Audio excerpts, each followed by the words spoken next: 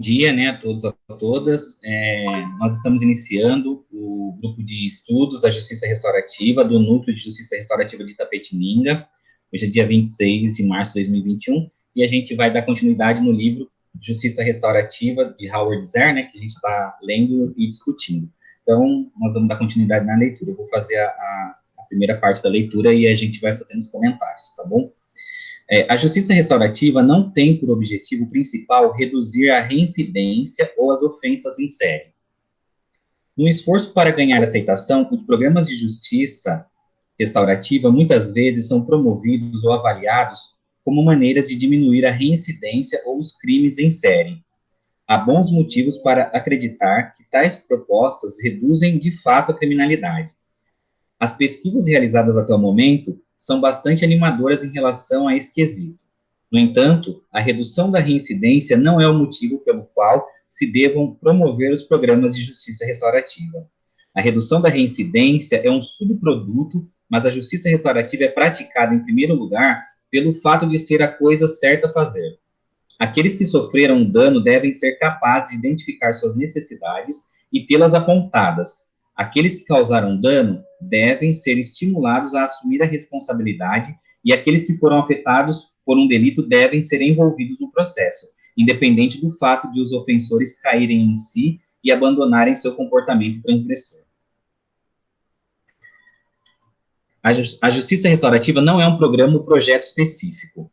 Muitos programas adotam a justiça restaurativa no todo ou em parte. Contudo, não existe um modelo puro que possa ser visto como ideal ou passível de implementação imediata em qualquer comunidade. Mesmo após 3 décadas, estamos ainda numa fase de aprendizado muito intenso nesse campo. As práticas mais interessantes que têm surgido nos últimos anos não passavam pela cabeça daqueles que deram início aos primeiros programas. E muitas ideias inovadoras surgiram em virtude do diálogo e experimentação. Do mesmo modo, todos os modelos estão, em alguma medida, atrelados à cultura. Portanto, a justiça restaurativa deve ser construída de baixo para cima, pelas comunidades, através do diálogo sobre suas necessidades e recursos, aplicando os princípios às situações que lhes são próprias. A justiça não é um mapa, mas seus princípios podem ser vistos como uma bússola que aponta na direção desejada. No mínimo, a justiça restaurativa é um convite ao diálogo e à experimentação. A justiça restaurativa não se limita a ofensas menores ou ofensores primários. Talvez seja mais fácil conseguir o apoio da comunidade e programas que lidam com os chamados casos de menor gravidade.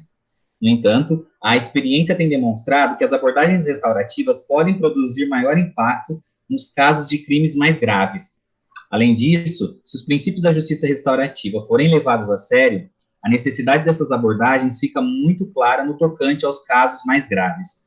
As perguntas balizadoras da justiça restaurativa, ver página 55, podem ajudar a criar respostas judiciais sob medida para situações muito difíceis. A violência doméstica é provavelmente a área de aplicação mais desafiadora. E, nesse caso, aconselho grande cautela. Não obstante abordagens restaurativas bem-sucedidas, têm emergido também nesse campo. As abordagens restaurativas são desafiadoras em todas as ofensas que se verifica um significativo desequilíbrio de poder, incluindo crimes de ódio, bullying e abuso sexual de menores.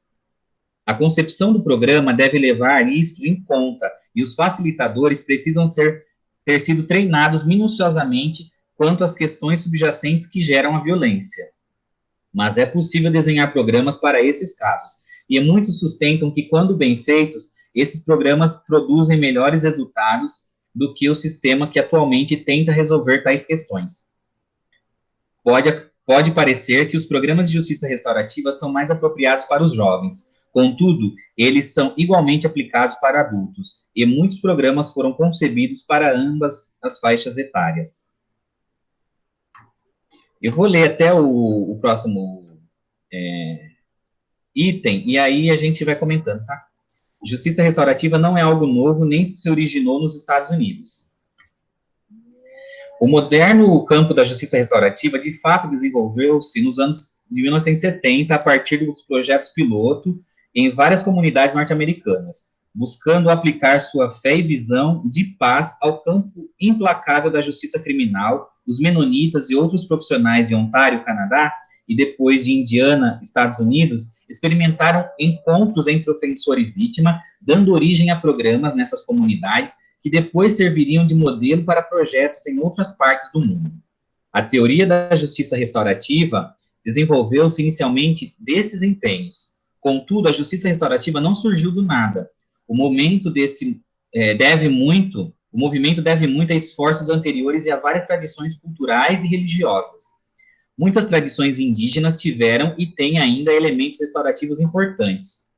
Beneficiou-se enormemente do legado dos povos nativos da América do Norte e Nova Zelândia, e outras tradições continuam oferecendo inspiração. Portanto, suas raízes e precedentes são bem mais amplos que a iniciativa dos anos de 1970. Na verdade, essas raízes são tão antigas quanto a história da humanidade. A justiça restaurativa não é uma panaceia nem necessariamente um substituto para o sistema judicial. A justiça restaurativa não é, de modo algum, resposta para todas as situações. Nossa, engraçado que a gente falou sobre isso semana passada, o último encontro, né? Que não é uma panaceia, inclusive eu usei esse termo, né? Não tinha nem lido essa parte, mas justamente isso, né? Que não vai resolver todos os dilemas da sociedade, né? A justiça restaurativa nem se propõe a isso, né? Nem está claro que deva substituir o sistema judicial, mesmo no mundo ideal. Muitos entendem que, mesmo que a justiça restaurativa pudesse ganhar ampla implementação, algum tipo de sistema jurídico ocidental, idealmente orientado por princípios restaurativos, ainda seria necessário como salvaguarda e defesa dos direitos humanos fundamentais.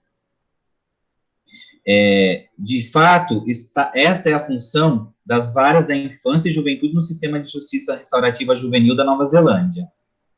A maioria dos defensores de justiça restaurativa concorda que o crime tem uma dimensão pública e uma privada. Creio que seria mais exato dizer que o crime tem uma dimensão social, assim como uma dimensão mais pessoal e interpessoal. O sistema jurídico se preocupa com a dimensão pública, ou seja, os interesses e obrigações da sociedade representada pelo Estado. Mas esta ênfase relega ao segundo plano ou chega a ignorar os aspectos pessoais e interpessoais do crime.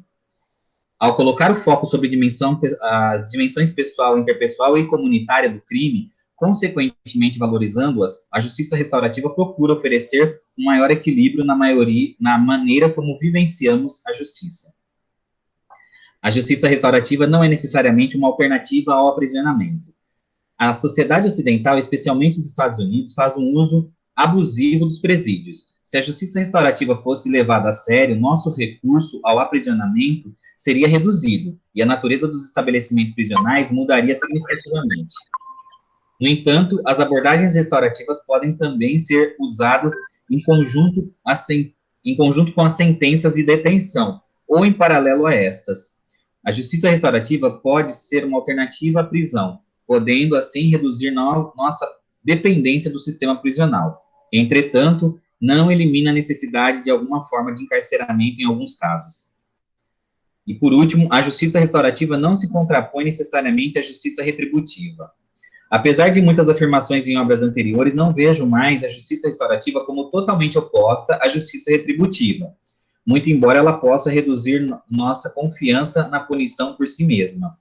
Essa questão será tratada em maior detalhe nas páginas 81 e 82.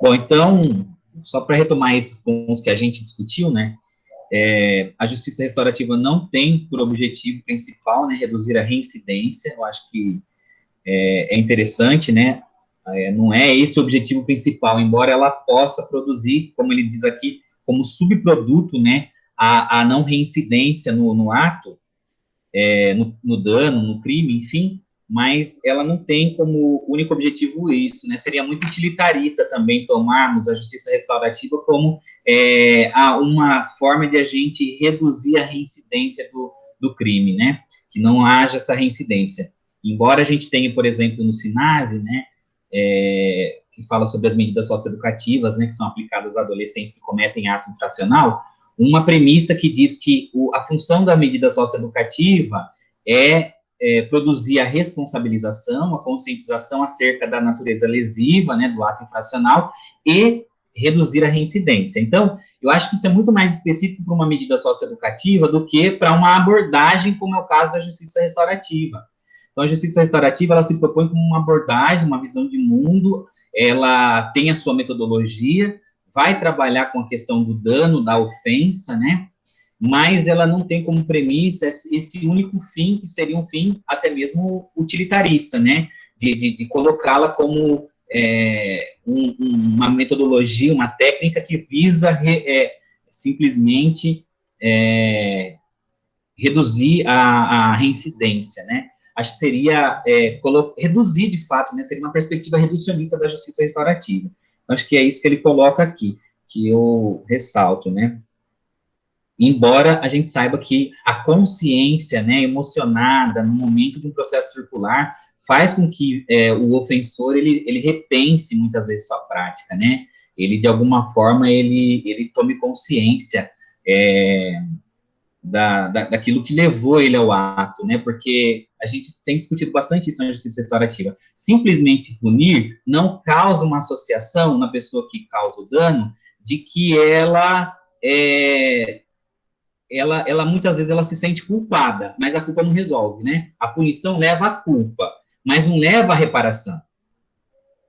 Então, quando você vai para um processo circular, por exemplo, para você trabalhar, né, os determinantes daquele dano que levaram a pessoa, o ofensor, ou, né, quem causou o dano a praticá-lo, você tem, mais do que a culpa, você tem um processo de responsabilização, que é muito mais restaurativo.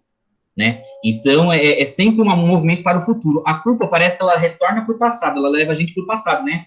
Ah, o que eu fiz e não sei o quê. Então, não que a gente possa retirar, né, a função da culpa aí, até os psicanalistas, eles vão falar muito sobre isso. A Melanie Klein tem um livro clássico que chama Amor, Culpa e Reparação.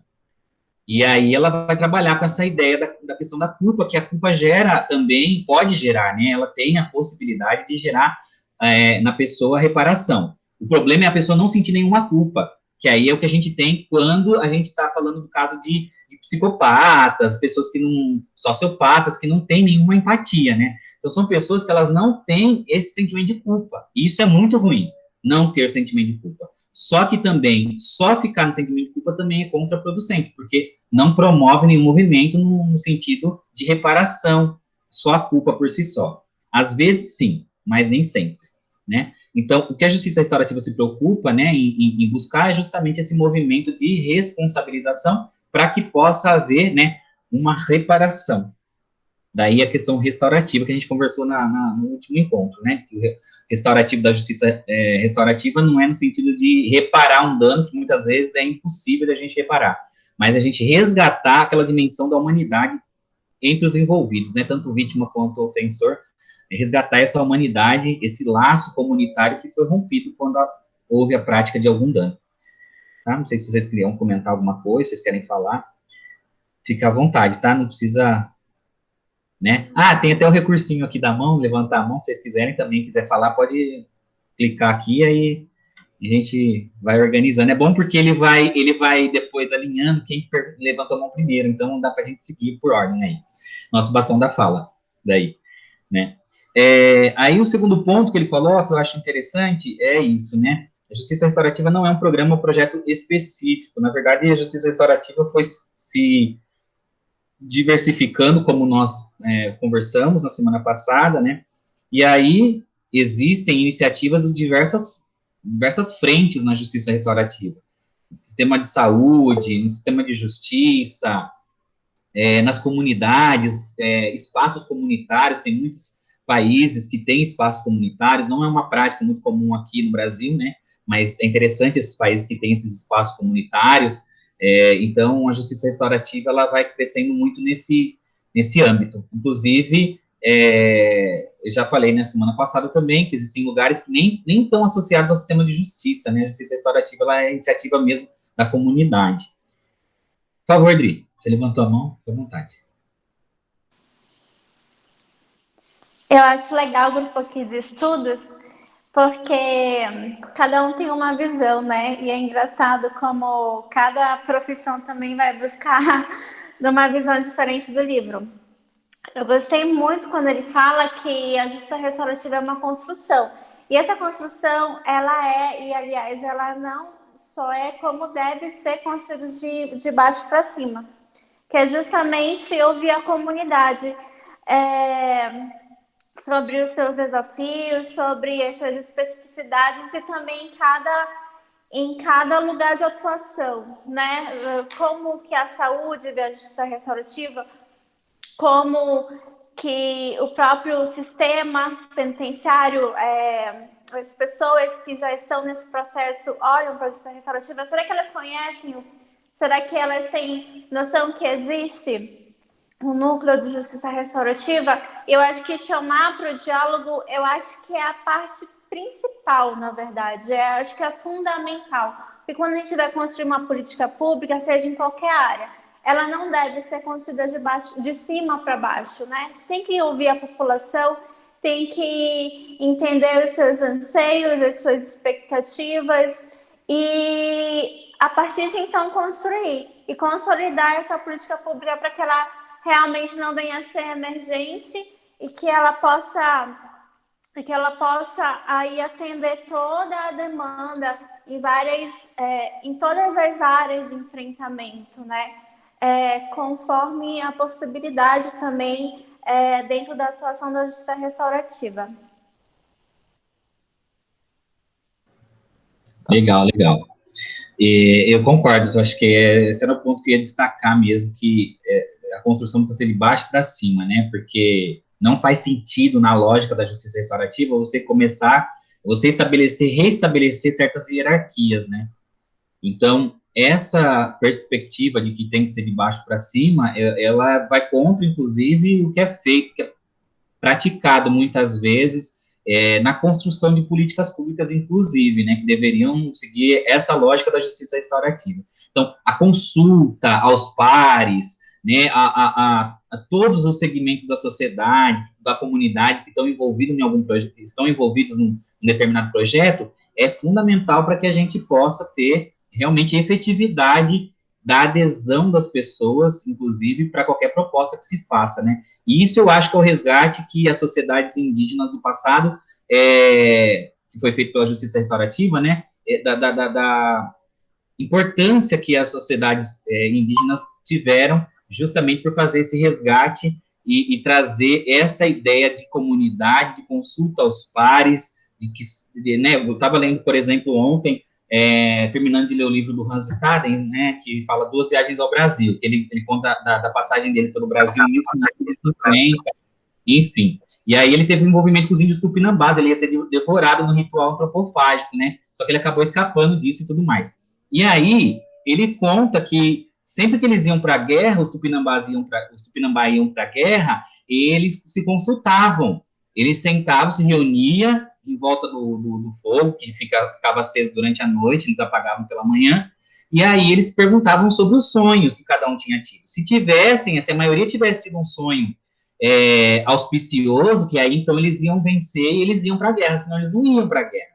Então tinha essa ideia, nem para fazer a guerra eles não tinham essa perspectiva de um líder manda e obedece. Inclusive o Hans Staden coloca isso, que um líder não mandava. Apesar de a gente achar que os caciques mandam e não sei o quê, ele fala isso, ele observou que os chefes não mandavam assim como a gente acha que mandam, eles sempre consultavam a maioria. E se um chefe tomava alguma decisão descabida, ele era abandonado pelo grupo e ele não ia mandar nada. Então, essa ideia de que o chefe que manda, que o cacique manda, isso daí é uma ideia muito nossa, né? Que, na verdade, no interior das sociedades indígenas, eles têm uma outra lógica, né? De mando, enfim, e a hierarquia, ela cai, né? Então, a hierarquia, ela não é tão, assim, vertical, ela se horizontaliza, né?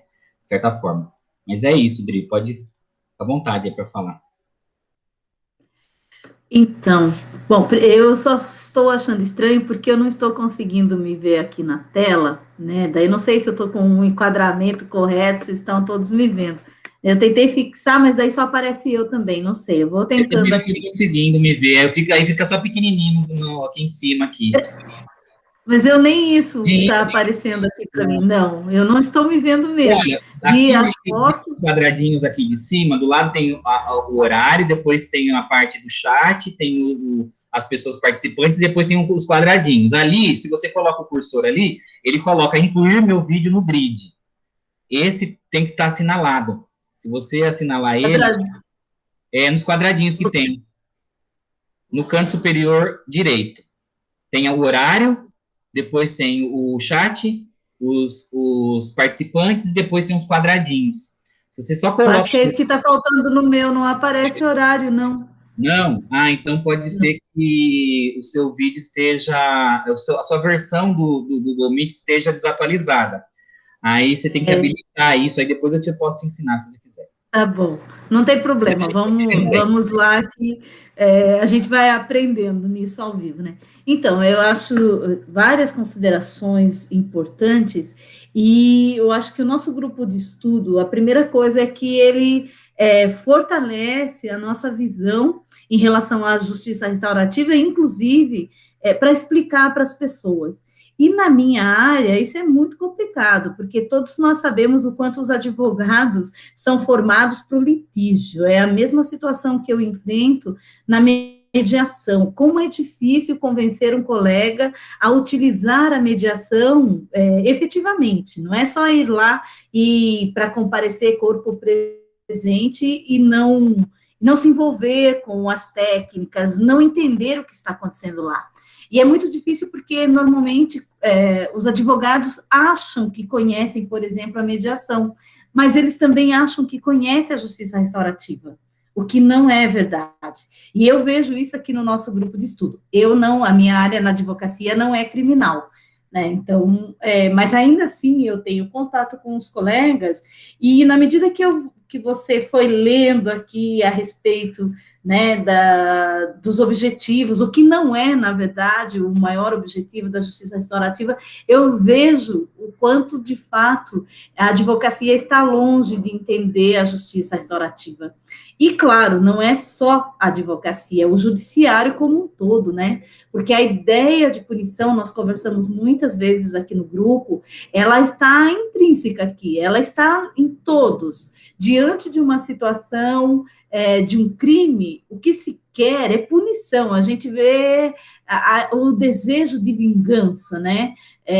Não é um desejo de reparação, é um desejo de vingança. Então, essa mudança de paradigma é muito difícil de acontecer. E a gente aqui está num trabalho, né, quase que individual mesmo, ainda que nessa coletividade aqui, pequeno, né, para tentar desmistificar, mostrar para as pessoas, explicar para elas de verdade o que é a justiça restaurativa. Porque quando alguém fala, né, às vezes algum cliente meu quer fazer contato, digo, olha, nesse dia eu tenho um evento da justiça restaurativa, eu sempre falo o nome, né? Ele diz, a doutora está envolvida com isso, direitos humanos, então, defendendo o bandido, sabe? Todo esse discurso que é totalmente fora do contexto da justiça restaurativa, e aí eu tento, né, explicar que não é isso, que a ideia da justiça restaurativa ela é muito maior. E aí sempre me vem à mente a ideia da pacificação social, que as pessoas entendem, nós também debatemos muito sobre isso, né, sobre pacifismo e... como é que é a outra palavra, Rafael? Faltou agora aqui. Ativismo.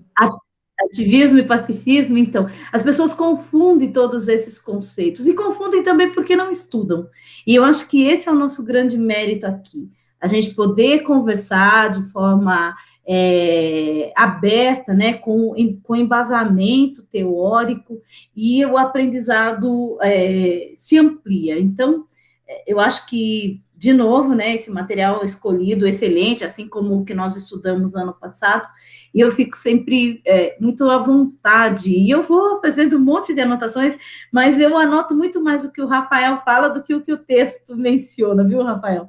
Porque eu acho que você traduz muito, né, essa concepção de justiça restaurativa, e aí, sempre que eu vou mencionar alguma coisa, eu digo, Rafael, do núcleo lá de Itapetininga, mencionou tal coisa. Então, eu utilizo bastante aí a sua fala, porque você consegue traduzir isso para a gente. E acho que a Adriana trouxe também questões que há muito tempo também eu penso da política pública, de que forma, de fato, isso funciona, porque a imposição em si, de cima a baixo, não funciona. A gente cansou de ver isso, e a gente cansa de ver isso, o quanto não se convence, porque, primeiro, que as pessoas se sentem desrespeitadas, né? As pessoas que estão na base, que deveriam ter sido ouvidas, quando vem uma decisão de cima para baixo, elas se sentem totalmente desmotivadas e desrespeitadas. Então, essa é uma situação que tem que ser levada em conta. Outra coisa que a Adriana também mencionou, né, do conhecimento do núcleo. Esses dias mesmo, um colega aqui de Sorocaba ficou impressionado, porque eu postei, né, lá no Face, falou assim, tem um núcleo de justiça restaurativa em Itapetininga? Ele tem, já há tanto tempo, daí expliquei de como a gente tem trabalhado. Então, acho que o nosso trabalho aqui é, ao mesmo tempo, de alto, né, conhecimento, o estudo teórico, mas também de poder difundir isso para as pessoas, divulgar isso para as pessoas, de dizer, esse grupo não só existe, como se encontra, ainda que com todas as limitações do momento, nós estamos aqui. Então, eu abri muito, né, como sempre, eu levanto várias questões aí, mas é a necessidade também de compartilhar tudo que a gente sente e percebe, né? Então, eu acho que é muito importante a gente entender aí, e eu gostei muito dessa sua fala, Rafael, de que a justiça restaurativa, ela não pode ser utilitária. E isso eu faço sempre o link com a mediação, porque quando eu vejo um mediador dizer que a mediação é excelente para desafogar o judiciário, eu quase infarto.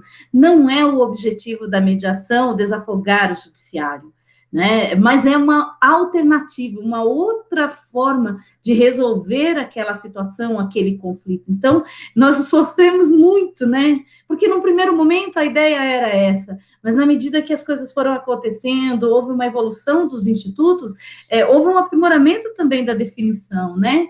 E a justiça restaurativa é a mesma coisa, quer dizer, então, do aprisionamento, essa questão que o texto menciona aqui, né, não é para isso que existe. Ela pode ajudar, evidentemente, né, mas não é o seu objetivo principal. Eu gostei muito, achei que está bem esclarecido aí no texto, e a gente deve divulgar mais esse tipo de conceito. Por enquanto é isso. Tá certo, ótimo. Bom, eu também acho que o grupo de estudos ajuda a gente a pensar, né? Porque a gente vai precisar desse raciocínio que nós estamos utilizando aqui na hora que a gente estiver nos processos circulares. Então, engana-se quem pensa que estudar é algo só para quem gosta da parte mais acadêmica. Quem pensa assim está redondamente equivocado, porque, na verdade, o processo de pensar, de raciocinar, ele só vem se você tem repertório. Então, quando a gente está aqui discutindo as questões que nós estamos discutindo, que são fundamentais, são elementares, ou seja, a gente não está querendo inventar roda aqui na justiça restaurativa, mas por isso que nós estamos pegando os textos que são fundamentais, são básicos, justamente para a gente repetir, né, mais vezes aquilo que nós precisamos introjetar. Nós precisamos assimilar com o princípio, porque na hora que nós estivermos diante de um processo circular, facilitando o processo circular, a gente vai ter recurso e repertório para a gente poder, porque nós já estamos exercitando o raciocínio da justiça restaurativa. Então, é uma pena que a gente fique em um número reduzido sempre, né? Mas eu não acho isso ruim, como já falei para vocês, estamos nós quem deveria estar. Então, nós estamos aqui, né, firmes e fortes, desde o ano passado, já estamos no segundo livro, e assim nós vamos caminhando, né? E mais pessoas vão se associando aí com o passar do tempo. Então, eu agradeço demais as conversas com vocês aqui, porque aqui a gente vai pondo a cabeça para pensar, né, nesse movimento da justiça restaurativa. E, realmente, a justiça restaurativa, ela se propõe para ser para um fim maior, né, que é de uma sociedade, uma transformação social, como eu comentei com vocês, que ontem foi falado no encontro, né, o objetivo da justiça restaurativa, ele não é pequeno.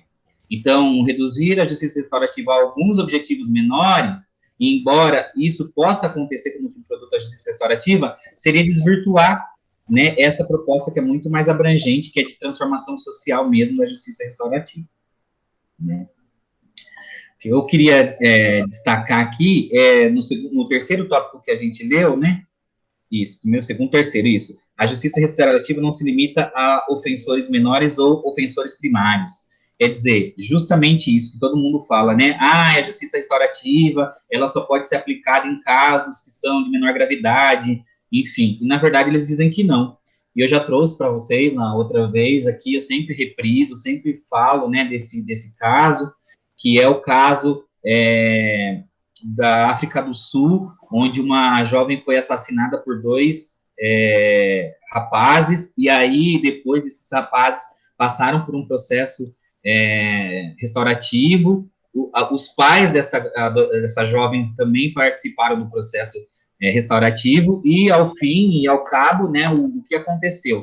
Esses jovens propuseram, né, ajudar de alguma forma nas instituições sociais que os pais da garota tinham, né, porque eles eram muito ricos, eram pessoas que tinham empresas multinacionais, inclusive, enfim, mas também tinham projetos sociais, e aí eles começaram a trabalhar nos projetos sociais, foram praticamente adotados pelos pais da moça, né, inclusive quem cita esse caso, descreve muito bem, a Angela Davis, no livro Estarão as Prisões Obsoletas? Então, quem quiser saber mais detalhes sobre esse caso, ele também está na internet, enfim, o caso tomou uma proporção muito grande, todo mundo pode acessar.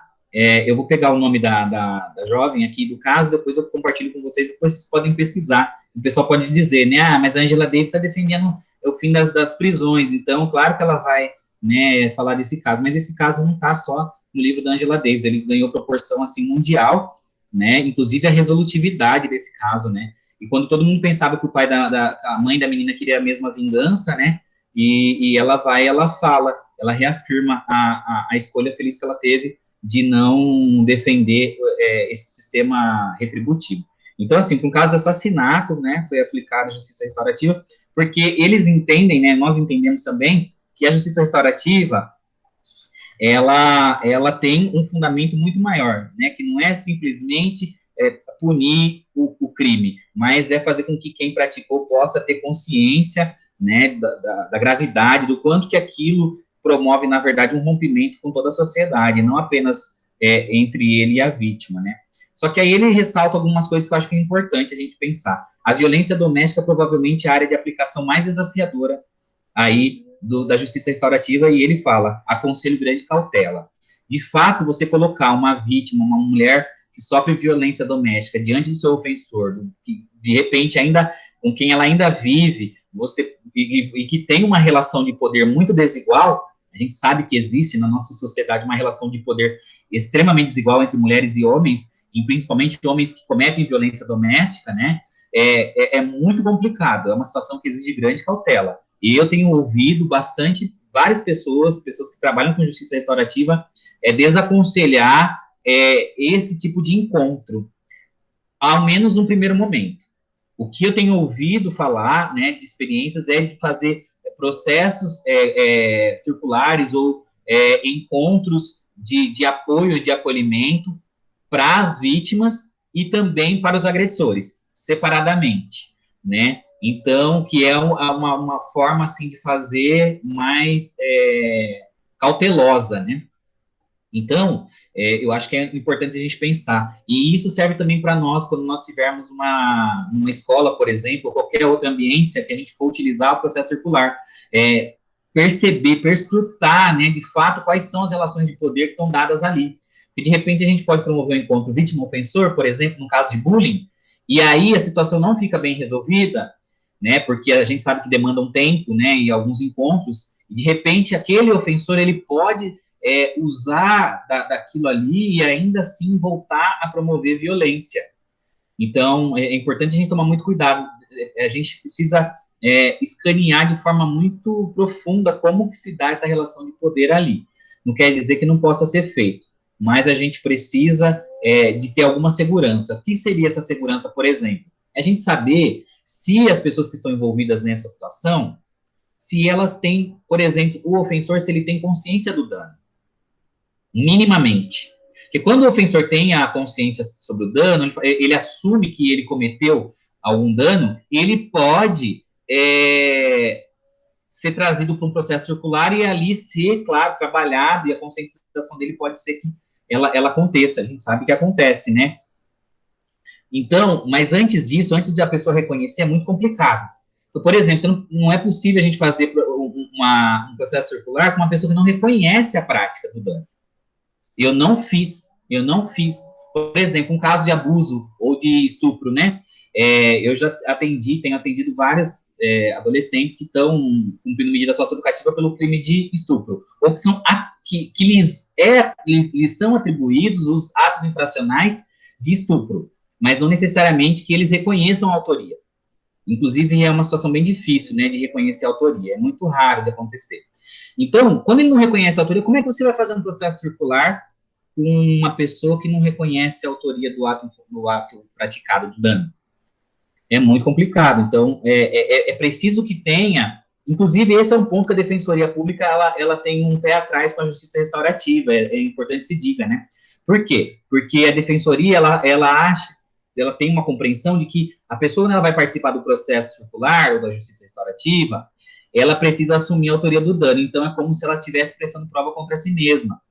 Então, eles têm toda uma discussão a respeito disso, e tem algumas correntes que não apoiam a prática dos processos circulares, justamente porque faz com que a pessoa, ela assuma o ato que cometeu, e aí produzindo, de certa forma, prova contra ela mesma. Bom, isso é discutido no âmbito jurídico, do direito, isso é muito discutido, né?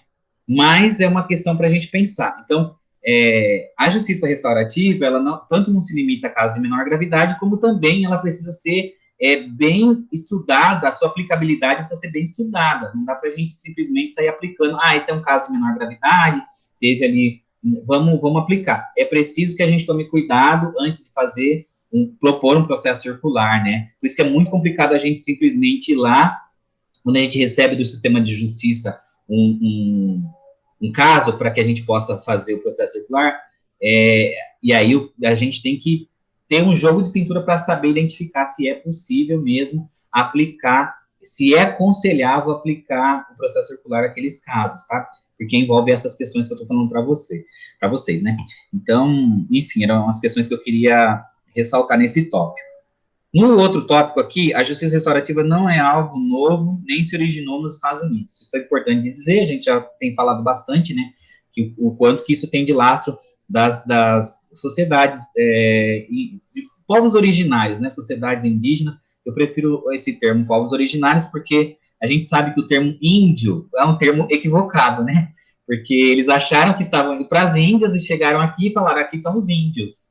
Então, assim, os indígenas não gostam muito desse termo, que é um termo que, né, foi dado a eles, atribuídos, inclusive, sem nenhum lastro, né, simplesmente que eles acharam. Aí o tal Ricardo, que estudou História e Geografia, sabe mais do que eu dizer o que é isso, né, que é esse termo indígena, o índio, que é um termo ainda mais abominado, né, mas eu gosto muito de nativos, povos originários, que são termos mais adequados, eu acho, porque, de fato, eles são nativos, eles já estavam nessa terra, autóctones, enfim, são outros termos que a gente pode utilizar, tá? Não porque o termo, né, a gente tem conversado muito sobre isso, né, o termo, ele tem nuances, os termos, né, e quando a gente utiliza certos termos, assim como, por exemplo, selvagem, né, todo momento no livro do Hans Staden ele está falando de selvagem, mas a gente tem que entender que ele está falando numa mentalidade de 1500, né, então, tinha sido recém-descoberto o Novo Mundo. Então, ele usa essa linguagem de selvagens. Não só ele, como o próprio Lévi-Strauss, também um antropólogo muito famoso, fez história, fez carreira aqui no Brasil estudando os indígenas, ou os nativos do Brasil, e ele escreveu, em vários textos dele, os selvagens, né? Então, inclusive, eu vi recentemente os próprios indígenas se rebelarem contra isso, né? Assim, acho um termo muito apropriado. Outro termo que eles não gostam, e eu ouvi dos próprios indígenas, justamente o termo silvícola. E silvícola também vem dessa ideia de selvagem, né? Então, assim, como se fossem pessoas incivilizadas, que não têm civilização. E, na verdade, nós sabemos hoje, isso é fato, que as civilizações, com o termo bem, entre aspas, primitivas, elas tinham uma outra estrutura e, muitas vezes, muito mais civilizadas do que o homem civilizado. Inclusive, várias foram as oportunidades em que os próprios nativos colocaram isso na pauta, né? Na discussão com os portugueses, com os europeus. Vocês falam que a gente come carne humana, mas vocês também comem carne humana, os indígenas falavam, quando vocês fazem um ritual, por exemplo, da Eucaristia e tal, porque para vocês aquilo também é o corpo. Então, assim, várias contraposições foram colocadas, os indígenas sempre pensaram também na relação com o europeu, colocando que aquilo que o europeu colocava como algo inferior, muitas vezes não era. Vocês falam que a gente come carne humana, mas vocês também guerreiam, vocês também matam as pessoas, né? Então, assim, muitas vezes para impor a cultura de vocês. Enfim, então, eu acho que vale a pena a gente estar sempre pensando, questionando, tensionando, na verdade, nossas fronteiras, né? E pensando aí que os conceitos, eles não são neutros, eles estão carregados com essas histórias, né? Estão carregados desses preconceitos, muitas vezes. Que a gente precisa questioná-los, sim, e aí usar os termos mais adequados. Por que eu estou falando isso? Porque, de fato, a gente tem uma história da justiça restaurativa que está muito ligada aos nativos, principalmente, né, os nativos da América do Norte, do Canadá, dos Estados Unidos, que tinham, por exemplo, como instrumento de conversa, o bastão da fala, que nós usamos muito nos processos circulares. Então, para quem não conhece, né, o processo circular, a gente vai passando um objeto, né, que a gente escolhe um objeto, e esse objeto a gente vai passando de mão em mão. Esse objeto é chamado o bastão da fala ou objeto da palavra. E isso é uma prática que já estava entre os nativos da América do Norte. Então, quando eles se sentavam para conversar, né, para estabelecer algum consenso sobre alguma questão que eles estavam enfrentando, eles utilizavam o bastão da fala. Então, essa ideia do bastão da fala que nós usamos na justiça restaurativa, ela vem de uma prática dos nativos, né, norte-americanos. Então, assim, a justiça restaurativa está totalmente ligada aos povos nativos, aos povos originários, povos de primeiras nações, que utilizavam diversos recursos, muito mais no pensamento de comunidade, no pensamento do bem comum e de rede do que nós hoje. Então, acho que isso é muito, muito importante. Também na Nova Zelândia, né, os povos nativos da Nova Zelândia também tiveram uma importante contribuição, tá? Era isso que eu gostaria de destacar nesse ponto. E no ponto, a justiça restaurativa não é uma panaceia, nem necessariamente um substituto para o sistema judicial, acho que tem a ver pelo que a gente conversou sobre aquela questão que o Ricardo colocou no encontro passado, né? O Ricardo colocou lá, mas, né, alguma questão sobre isso, né, do uso, da ampliação, talvez, assim, da justiça restaurativa para essa mudança também nesse paradigma que nós temos, que é um paradigma capitalista e tudo mais, que nós temos discutido muito aqui. Inclusive, ontem também foi uma discussão muito forte feita no encontro, que eu achei muito interessante, a discussão feita sobre essa ideia do quanto que o nosso paradigma capitalista ele contribui para que a gente tenha práticas individualistas, práticas que são né, totalmente voltadas para o indivíduo e não para o bem comum. Então, a justiça restaurativa ela não pensa ser uma panaceia, né? Embora ela tenha como objetivo fundamental divulgar essa cultura de paz e ser uma prática que transforme a sociedade, ela sabe muito bem o seu tamanho, nem para mais nem para menos, né? Sabe muito bem o seu tamanho. Sozinha é aquilo que eu estava colocando, né? Aquela frase do Paulo Freire: a educação sozinha não muda o mundo, mas tampouco sem a educação o mundo é possível de ser transformado. Sem educação o mundo muda, não tem como mudar também. Acho que era isso que o Paulo Freire colocava. E a mesma coisa a gente pode, né, parafraseando Paulo Freire, dizer: a justiça restaurativa sozinha não muda o mundo, né? E sem ela tampouco o mundo pode mudar, justamente porque ela tem como base a cultura de paz, que é aquilo que eu imagino que desde a Primeira Guerra Mundial, as pessoas têm buscado demais, né? A ideia de a gente estabelecer relações diplomáticas entre os diferentes estados-nação, né? Sem essa ideia de extermínio, de morte, de conquista de território, de desrespeito da soberania dos povos, enfim. Então, a justiça restaurativa, ela se pretende, assim, muito humilde, né? Ela tem como premissa transformar o paradigma e transformar a sociedade, mas reconhecendo seus limites, né? Sozinha ela não dá conta de fazer. É por isso que ela se pretende ampliada para diversos segmentos da sociedade, para que a gente possa ir, aos poucos, provocando essa mudança de paradigma que não é fácil, né? Mas aí ele traz aí nesse tópico uma questão: o crime tem uma dimensão social, assim como uma dimensão mais pessoal, interpessoal. Muitas vezes a gente pensa o crime, né, muito restrito ao sistema de justiça, como a gente já falou, né, mas a gente esquece que o crime ele tem essa dimensão social também, né, porque ele afeta não somente os envolvidos, mas também toda a organização social, né. Existe um pacto social, nós temos um pacto, nós vivemos porque temos um pacto social.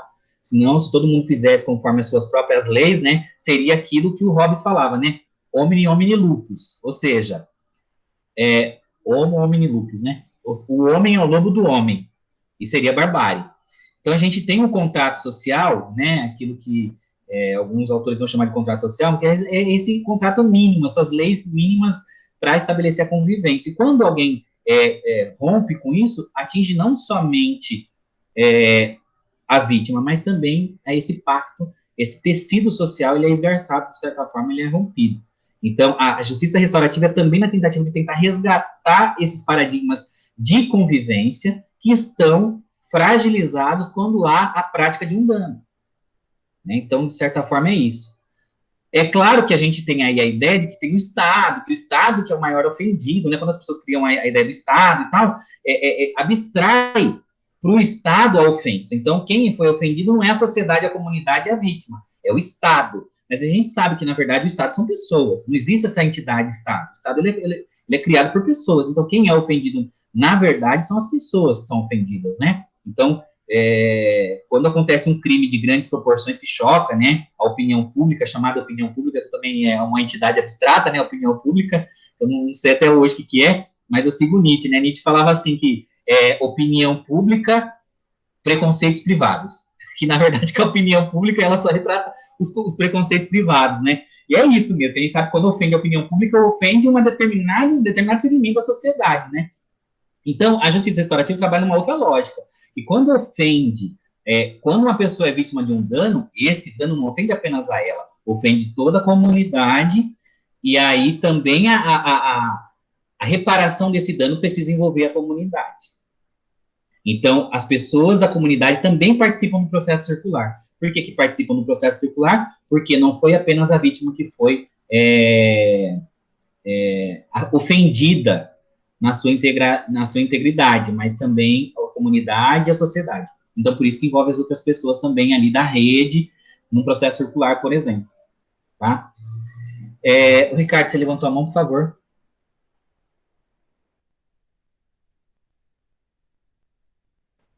Pessoal, bom dia, tudo bem com vocês? Tá ok? Você tá baixinho, mas estou te ouvindo. Tá baixo, vou falar mais alto. Estou com problemas aqui na minha cam, vou ter que comprar um outro notebook e tal, mas o governo está dando uma verba aí para os professores comprarem o notebook, mas não sei se os comerciantes estão sabendo que foi dada essa verba, e os notebooks os preços foram nas alturas, né? E aí tem um critério lá para usar essa verba para comprar notebook, e eu não estou dentro desse critério, então eu tenho que esperar acabar o prazo para dessa verba aí, dessa que o governo vai dar, para ver se esse preço do notebook abaixa, né? Então bom, mas enfim, foram colocadas muitas coisas aqui, vamos lá. Então, primeiro foi falado a questão do eu acho, né? Acho que a gente está vivendo muito esse momento do eu acho, né? Eu acho. Então, mas é complicado para muitos temas você ficar falando no eu acho, né? Eu ouvi a manchete, eu ouvi dizer, ainda mais no momento de tanta fake news, né? Então, por isso que estudar é importante, né? Por isso que o grupo de estudos aqui da Justiça Restaurativa é fundamental, porque estudar é a base de tudo, né? Então, não dá para ficar nessa coisa do eu acho, e a gente está vivendo muito uma sociedade em cima do eu acho, e formando opinião em cima de migalhas de informação, né? Informações ainda mal feitas, né? Então, isso é complicado. Eu vou falar uma coisa aqui também que me chamou a atenção, que é a questão do desejo de vingança. Aí, sempre me falaram assim, que o meu signo, o signo de Escorpião, é um signo que é vingativo, né? E eu nunca me dei conta disso, mas depois eu comecei a refletir, de tanto me falarem isso, que quem é de Escorpião é vingativo, eu falei, nossa, mas eu sou vingativo mesmo, né? Sem eu saber, eu estou falando uma coisa assim, pessoal, minha, tal, que eu sou vingativo, sim, e nas entrelinhas eu me vingo, entendeu? Então, é uma coisa assim que eu nem tinha consciência disso, mas de tanto me falarem isso, eu comecei a perceber que depois que as coisas passam, eu realmente tenho um veneno de vingança, e ele é terrível, porque ele é sutil, né? Ele muitas vezes não é na hora, até porque eu tenho que formular consciente ou inconscientemente como que vai ser esse processo de vingança. Mas eu tenho que me policiar, porque depois eu fico detonando a pessoa, entendeu? Aí é complicadíssimo isso. Né? E eu tenho que me policiar mesmo, porque se eu vejo, por exemplo, que eu sou perseguido por um diretor, sem querer falando coisas que eu não devia estar falando desse diretor, que por mais que ele me perseguiu, eu acho que faltam... Enfim, é uma coisa que eu estou refletindo sobre essa coisa da vingança, viu? E outra coisa, a vingança é complicadíssimo, porque se você pensa no assassinato, né? Você assassinou uma pessoa. Que sentimentos essa pessoa não fica, a família não fica com essa pessoa, né? E pensando até na parte espiritual, né? Que sentimento essa pessoa que, para quem acredita na dimensão espiritual, claro, né? Mas que sentimento essa pessoa que foi assassinada não vai embora para o mundo espiritual?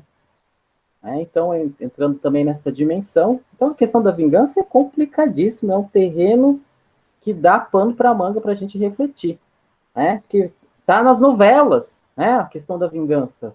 Nas novelas, nas séries, os filmes mostram muito a questão da vingança, né? Fazer a justiça, né? Enfim.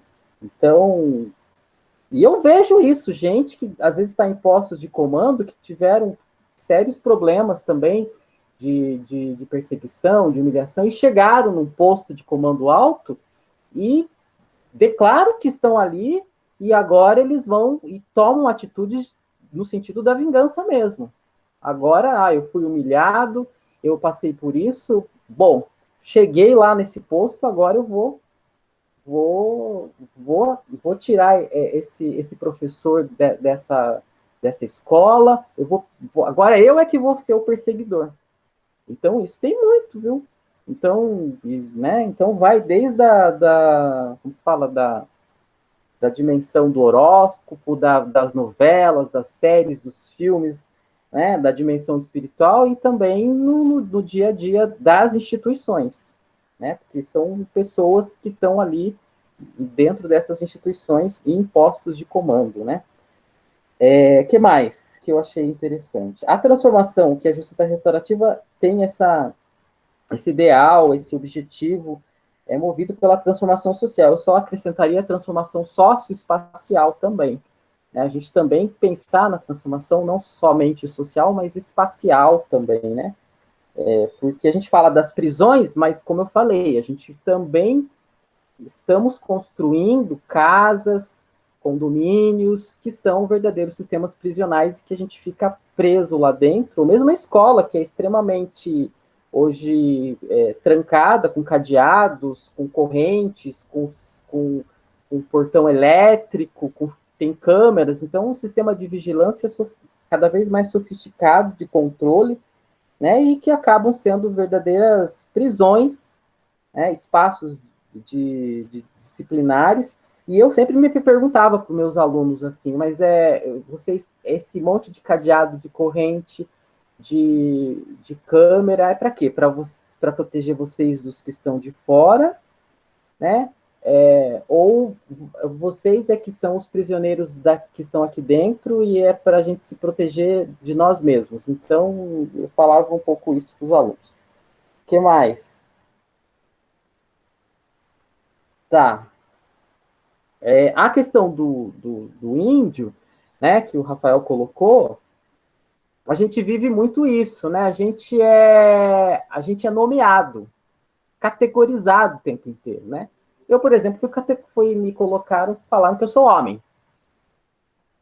Então, bom, eu já nasci e falaram, não, esse fulano, ele é menino, né, ele vai vestir azul, e ele é homem. Então, ele tem que carregar a mesa, as cadeiras, né? Aí, se você também, aí na infância, por eu ser mais delicado, enfim, mais, como que fala, mais educadinho e tal, eu era chamado pelos meus coleguinhas de a menininha. A menininha tem que ir na fila das meninas. O que está fazendo na fila dos meninos? Então, é uma confusão, porque quando eu era criança, por ser mais delicado e tal, eu era chamado pelos colegas de menininha, eu tinha que ir para a fila das meninas. Aí depois eu né, fiquei mais velho e tal, apareceu a barba, daí, não, agora ele é homem. Então, sabe, agora ele tem que carregar a cadeira, ele tem que carregar a mesa, porque ele é homem. Vai lá, os homens vai lá carregar as cadeiras, carregar a mesa. Então, eu acho isso complicadíssimo, a coisa de nomear, e quem é que nomeia, quem que tem o poder de nomear e classificar e categorizar. Né? Aquele é o transexual, aquela é a bissexual. Então, a gente é cheio de caixinhas que a gente é colocado o tempo inteiro. Né? Então, com certeza, os índios têm mais que até mudar esse termo mesmo, porque quem que batizou eles de índios? Né? Bom, a questão do capitalismo, do paradigma individualista, eu estava outro dia, eu já tinha lido o Marcuse, o Robert Marcuse, enfim, filósofo, e ele fala uma coisa que eu não sei se eu já falei para vocês, que eu achei extremamente interessante, que para além da alienação, e eu acho que a gente vive num momento de extrema alienação, de alienação à 10ª potência, nesse sistema capitalista, ele fala de uma identificação com o sistema. Então, acho que além da alienação, existe uma identificação. As pessoas querem consumir, as pessoas querem ser consumidoras, as pessoas não querem ser cidadãs, as pessoas não querem pensar, não querem estudar, elas querem, há uma identificação com o sistema capitalista, com esse modo de vida capitalista, com a sociedade de consumo. Né? Então, as pessoas querem ganhar dinheiro, elas querem viajar, elas querem ter do bom e do melhor, elas querem ter o conforto, né? Isso vai do espectro desde uma pessoa do dia a dia mais simples até um professor universitário, né? Até um empresário, enfim. As pessoas querem participar disso tudo, querem consumir e querem se sujeitar ao trabalho também. Querem estar no sistema, querem trabalhar, né? O Max Weber fala isso, que há um casamento entre o protestantismo e o trabalho, né?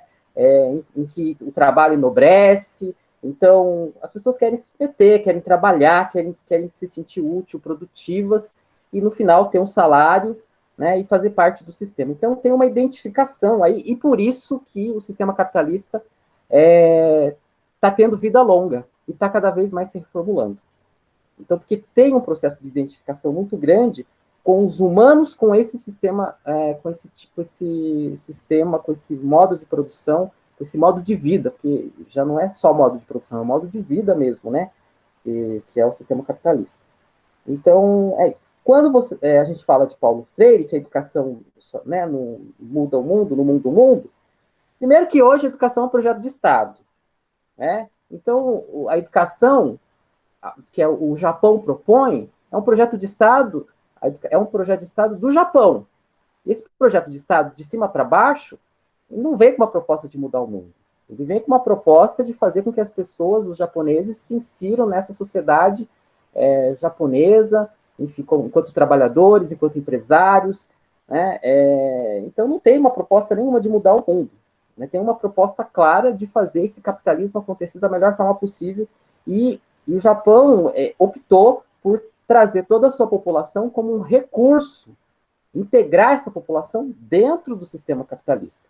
Diferente do Brasil, que opta em integrar e colocar algumas pessoas e descartar e excluir grande parte da população. Né? Não tem problema que grande parte da população não participe dessa sociedade ou participe de forma muito precária. Então, ela não é integrada ao projeto de uma construção de um país desenvolvido capitalista. Né? Se eu falar que a educação do Estado de São Paulo é uma educação para mudar o mundo, não é. Né? Então, o projeto de educação do Estado de São Paulo é para formar trabalhadores, formar pessoas que vão trabalhar no comércio, e é isso que fala. Né? Então também não tem. Então, aí tem que ver o que é educação. Acho que a educação, dentro dessas instituições, né, enquanto projeto de Estado, de governo, eles não querem Paulo Freire, de maneira nenhuma. Eles querem uma educação bancária, tal, outra coisa. Que mais? Essa questão do Estado enquanto abstração, enquanto entidade abstrata, que o Rafael aí colocou, é uma coisa que eu vou refletir, porque a Marilena Chauí também sempre fala isso, né? Que a mídia fala, não, porque o mercado está nervoso, né? Porque o mercado não gostou. Ela fala, mas quem é esse Deus mercado? Quem é essa entidade, né? Que não gostou, que ficou nervosa e tal.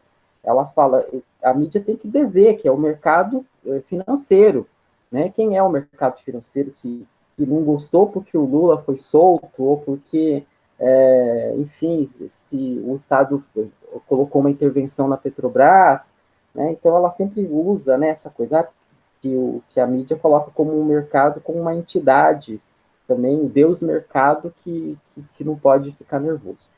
Enfim, são algumas coisas que vocês falaram que aí eu quis colocar aqui também para refletir com vocês. É isso, gente. Legal, Ricardo. Não sei se mais alguém quer comentar. Se quiser, pode levantar a mão aí, tá? Fica à vontade. Eu queria só colocar essa questão aí que você traz aí da vingança. Acho muito interessante que agora, como eu falei para vocês, eu estou lendo um pouco sobre essas questões dos nativos, enfim, a questão da antropofagia, e aí a vingança, ela é parte da civilização dos indígenas que praticavam, por exemplo, a antropofagia, né? Então, assim, a vingança, ela precisa ser entendida também dentro de todo um espectro, né? A vingança para nós não é a mesma coisa que a vingança para outras sociedades. É aí que está a questão da gente tomar muito cuidado com essa questão da terminologia que a gente usa e também nós nomearmos, né? E quando a gente nomeia, a gente também coloca muitos valores nossos sobre aquilo ali.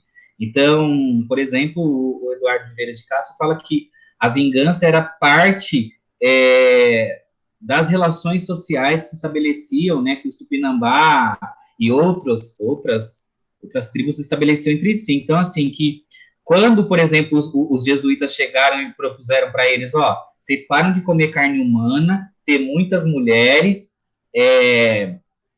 e beber essa bebida que vocês bebem, que vocês ficam embriagados. No caso, é o cauim, né? Era a bebida que eles bebiam. E aí eles falaram assim, a gente pode parar de beber, pode parar de ter muitas mulheres, pode até parar de comer carne humana, mas uma coisa a gente não vai parar. Do quê? De guerrear. Porque se a gente parar de guerrear, no outro mundo a gente não vai... Ele não falava paraíso, né? Mas a gente não vai ser bem visto, não vai ser recebido no outro mundo. Porque covarde não é bem recebido no outro mundo. Então, para eles, a vingança era parte desse mundo onde covardes não tinham vez, né? Então, inclusive, o próprio Oswaldo de Andrade coloca, né? Nós tínhamos a justiça, a codificação da vingança, que a justiça para eles era justamente poder vingar a morte dos seus antepassados. Então, que estava ligado a toda uma série de outras questões. Então, até mesmo quando a gente fala essa questão de justiça, a ideia que a gente tem de vingança, você vê, ela não está fechada, enclausurada, né? A gente precisa estar sempre ali tensionando nessa compreensão que a gente faz da vingança. Enfim, e aí eu coloco, né, vingança, retaliação, uma coisa, talvez a gente até tenha esse sentimento de vingança como parte da condição humana, mas você ir retalhar o outro é uma outra questão. Muitos sentimentos, a gente sabe que eles eles são nocivos para a convivência, né? O desejo de retaliação, por exemplo, mas não quer dizer que a gente precisa negar as coisas. Eu acho que essa que é a questão. Não podemos ser vingativos, temos que ser só paz e amor na JR. Não é essa também a questão. A questão é que nós temos, sim, sentimentos de vingança, e isso é extremamente parte da nossa condição como seres humanos. Ocorre que nós não precisamos executar a retaliação como parte da nossa atitude. Entende? Então, é isso que eu acho que eu gostaria de frisar. O Ricardo falou, eu sinto vingança, eu me solidarizo com você, e eu também gosto de me vingar, quero me vingar, tem hora, quero me vingar. Eu quero, isso é fato, isso eu acho que todos nós sentimos isso. Eu sempre falei, nunca escondi de ninguém que eu sou extremamente violento, tenho uma natureza violenta, e que a justiça restaurativa contribui para que eu não seja essa pessoa violenta.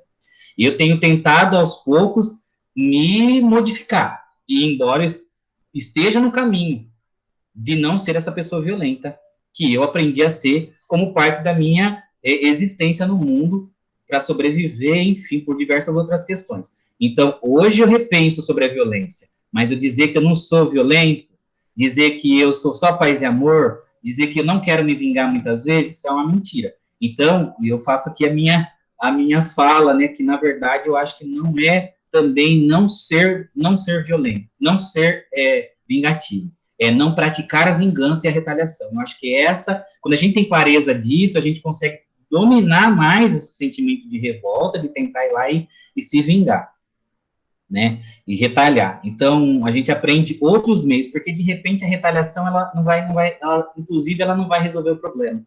Ela não vai resolver. Então, quando você, de repente, tem a possibilidade de conversar, de dizer, de ser sincero e expor as suas razões, e ouvir a outra pessoa também expor as razões que a levaram a fazer algo que te causou um sentimento de vingança, é muito mais, às vezes, producente a gente caminhar por essa direção do que simplesmente ir lá e retalhar. Porque senão a gente promove muitas vezes uma escala da violência. Tá aí Israel e Palestina para dizer que se a gente quer só ir lá e tentar, sabe, acrescentar um peso a mais, a questão vai crescer na violência e nunca vai resolver.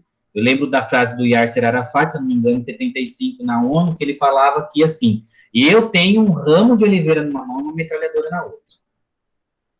Eu gostaria de que vocês não me deixassem derrubar o ramo de oliveira. Percebe? Eu achei essa frase muito forte, né? E ele, líder da causa palestina, né? Falava, olha, a gente tem o sentimento de paz, mas a gente também quer sobreviver. Então, como é que nós vamos chegar num acordo para não precisar usar metralhadora? É mais ou menos isso, né? Eu acho que o Yasser Arafat, nesse momento, foi icônico, né? Com essa frase aí do ramo de oliveira, uma mão e a metralhadora na outra. Ele falou, não quero deixar o ramo de oliveira cair. Quer dizer, realmente ninguém quer caminhar para essa realidade. Essa realidade, ela não resolve, muitas vezes, né? A gente fica numa guerra infinita. Dri, tá com você a palavra. Realmente, o tema vingança e retaliação é algo que, na justiça restaurativa, precisamos, sim, refletir, e de forma pessoal, como o Ricardo trouxe.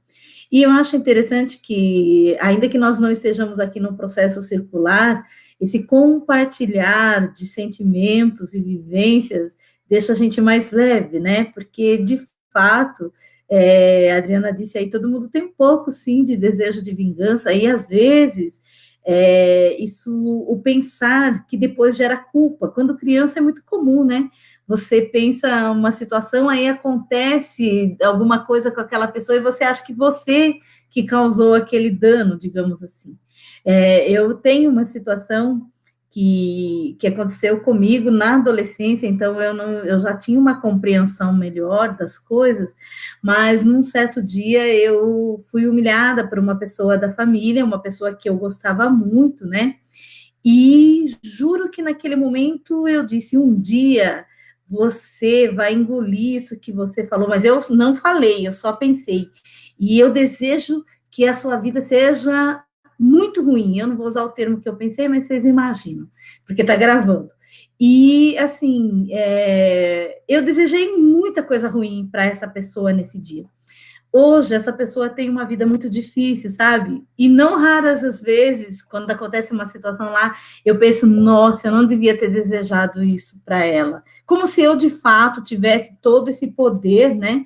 A minha psicóloga, inclusive, nos anos de terapia que eu fiz, foram 4 anos seguidos, ela dizia isso para mim, Adriana, você acha mesmo que você tem todo esse poder? Mas se você tem esse poder sobre o mal, você também pode, então, ter o poder sobre a vida, sobre o bem. Então, e veja que a culpa fica, né, na gente. Agora, hoje, com toda essa compreensão que eu tenho da reflexão, da mediação, da comunicação não violenta, aliás, eu tive uma palestra na semana passada, né, no grupo, né, Rafael, lá do Comunicação Não Violenta e Justiça Restaurativa, que nós temos as aulas todas as sextas-feiras à tarde, o tema foi abordado sobre comunicação não violenta, que a gente acha que é esse ser passivo, né? Você engole tudo. E eu me lembro que uma das palestrantes, inclusive, disse, só que já estou misturando as histórias, mas enfim, era numa outra palestra, ela disse o seguinte: a comunicação não violenta me deu voz, porque eu engolia tudo. E aí, aquilo me fazia mal, então eu preciso, de fato, me expressar. E quando eu expresso que eu tive o desejo de vingança, é possível que eu não me vingue efetivamente, porque aquilo saiu de mim. Pelo menos hoje eu sinto assim. Quando eu penso alguma coisa que eu tenho vontade de retribuir do mesmo jeito, ou, na verdade, a gente nunca busca uma retribuição no mesmo nível, é sempre acima, né? Por isso que no direito existe chamado excesso de defesa. Quer dizer, existe no direito brasileiro criminal a chamada legítima defesa. Graças a Deus e ao Supremo, não mais legítima defesa da honra, que era o suprassumo do machismo, né? Isso é uma questão que hoje nenhum advogado mais pode alegar a legítima defesa da honra num caso de feminicídio ou de homicídio contra mulheres, enfim, o que era um absurdo mesmo. Legítima defesa da honra, é posse, né? Bom, voltando. Então, essa situação de você pensar no que você quer de retribuição, ela tem que ser ali, pelo menos, equilibrado. E na justiça brasileira tem isso. Então, existe a legítima defesa, quando a pessoa é injustamente agredida, o outro pode se defender. Detalhe, ele tem que se defender no mesmo nível. Por exemplo, então a pessoa vem e me dá um empurrão, eu pego e saco uma arma e atiro na pessoa. Isso não é legítima defesa, porque eu ultrapassei a necessidade de me defender. Então, essas questões todas, e nós temos esse lobo, né, que dentro aí, usar simbologia, metáforas de animais também eu tenho repensado, viu, pessoal? Às vezes a gente, né, usa, burro, puxa vida, lobo mau, também tenho pensado, já que nós estamos falando de ideias, né, sobre índio, indígenas, quais são os termos, isso também eu tenho questionado bastante. E, inclusive, na comunicação não violenta, né, Rafael, um dos palestrantes mencionou isso, essa questão dual, do símbolo a girafa, né, da comunicação não violenta, por ser o animal com maior coração, e agora eu me esqueci qual é o outro animal que simboliza o inverso disso, digamos, né?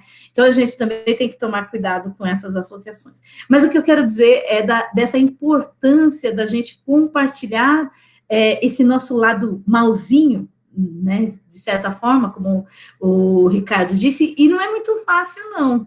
Eu aprendi a fazer isso, sinceramente, mais com a justiça restaurativa. Na mediação, eu trabalhava isso na sessão, mas não propriamente muito comigo. Eu tinha uma certa reserva em expor aí os meus defeitos, né?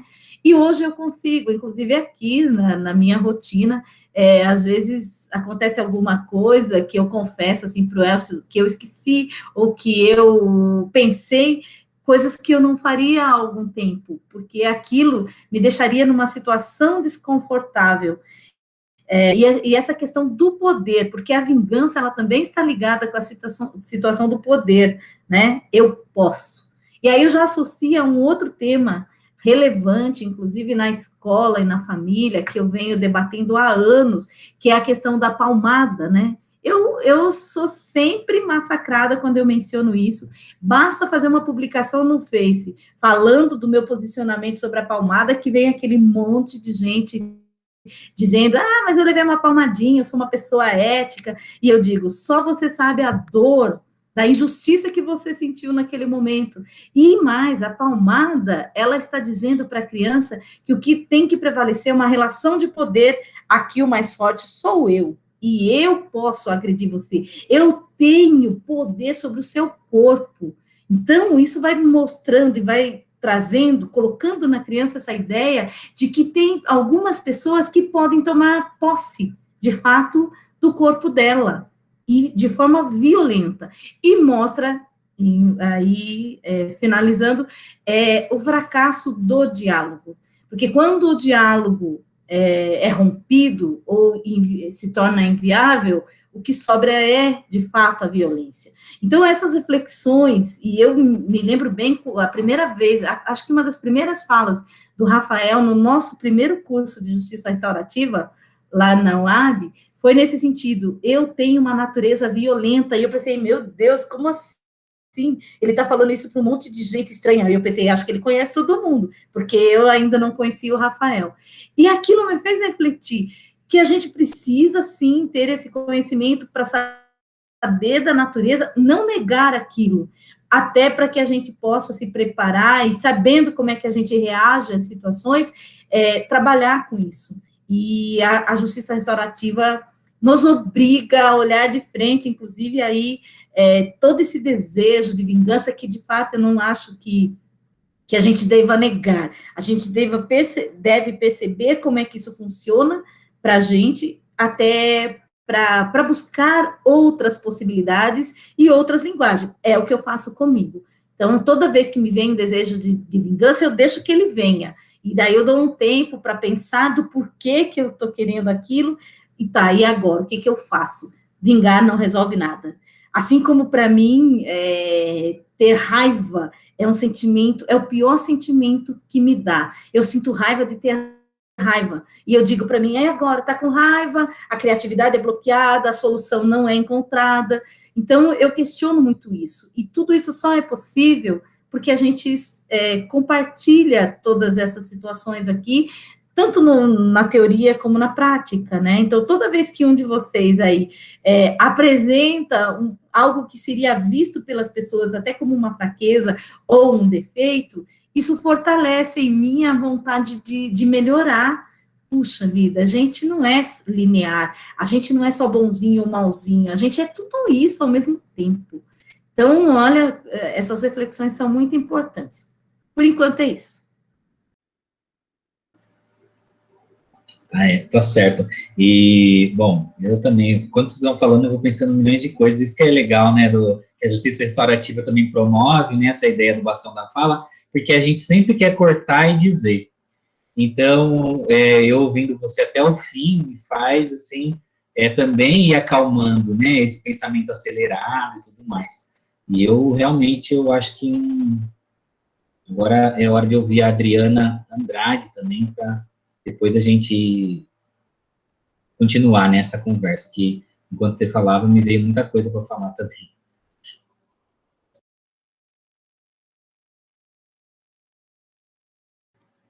Diga, Adri, estamos esperando. À medida que a gente vai falando, a gente vai lembrando e refletindo de tanta coisa, né? Eu vou ser bem breve. Esse tema sobre a vingança que o Ricardo levantou realmente é muito importante.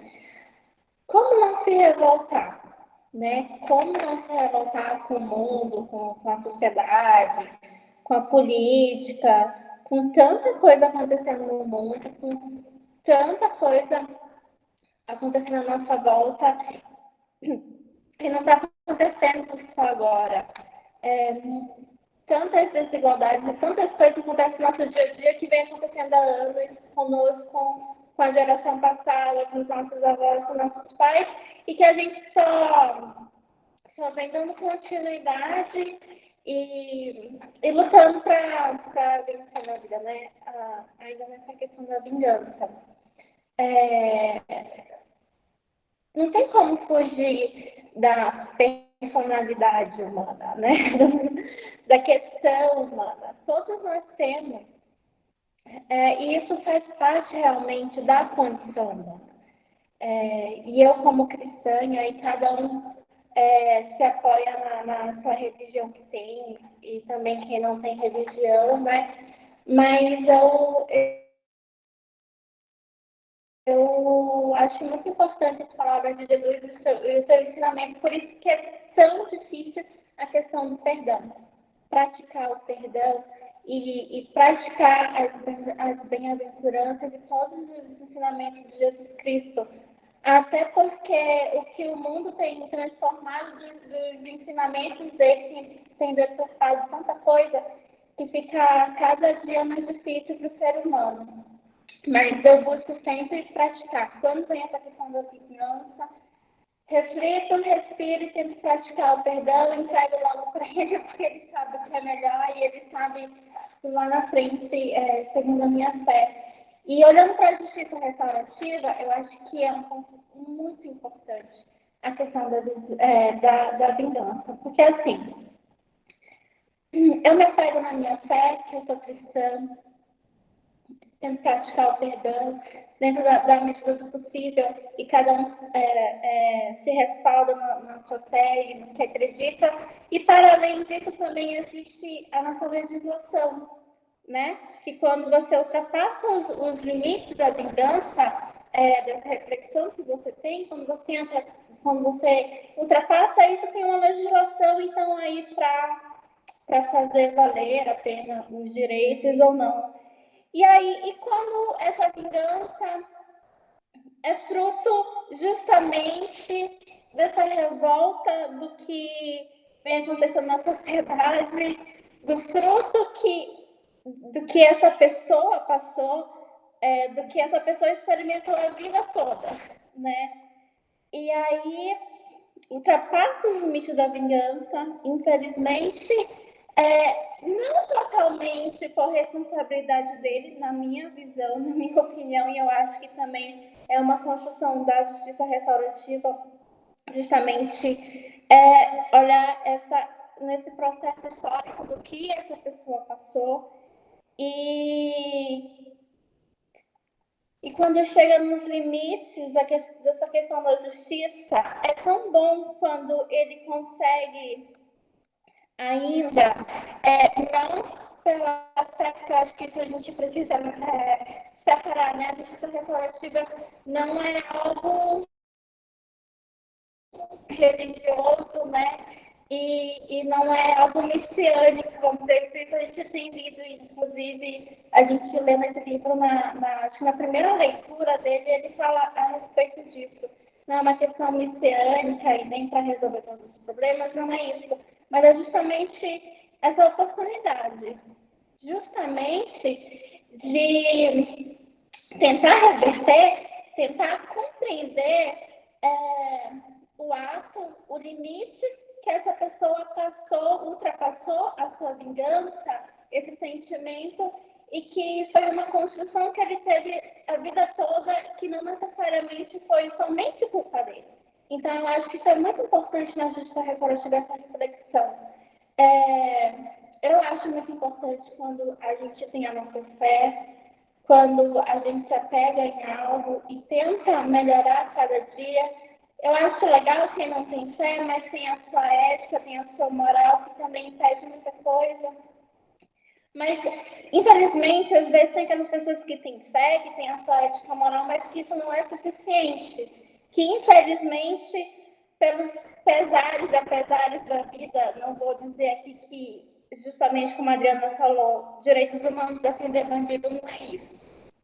Não é isso. É justamente uma revolta por tanta coisa que está acontecendo há tanto tempo, que, graças a Deus, nós temos hoje os direitos humanos, que, graças a Deus, hoje nós temos a justiça restaurativa, para, pelo menos, tentar reverter um dano criado por tanta coisa, por erro da própria humanidade.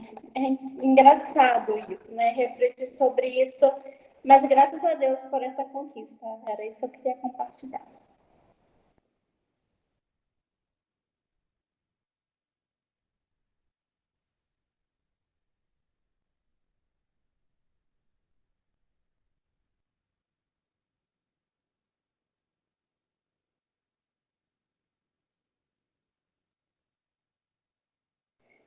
Eu acho que o Rafael caiu.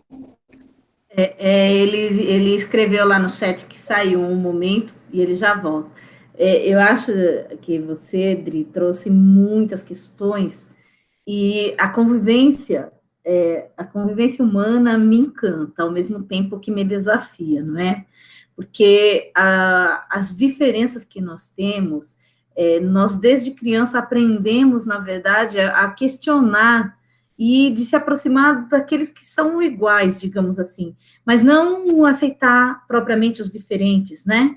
Então, desde criança você ouve aquilo, olha, não se mistura com fulano, que aquela família é isso, que aquela criança é essa, sem contar as vezes que houve, quando criança assim, apanhou na escola, e o que você fez? Chorou. Não, você tinha que bater, né? Então, essas informações que vão fazendo com que, desde cedo, a gente crie uma convivência em desarmonia, inclusive nas questões religiosas, né? Um desrespeito imenso de uma religião contra a outra, e aí eu me lembro de uma fala do Elcio.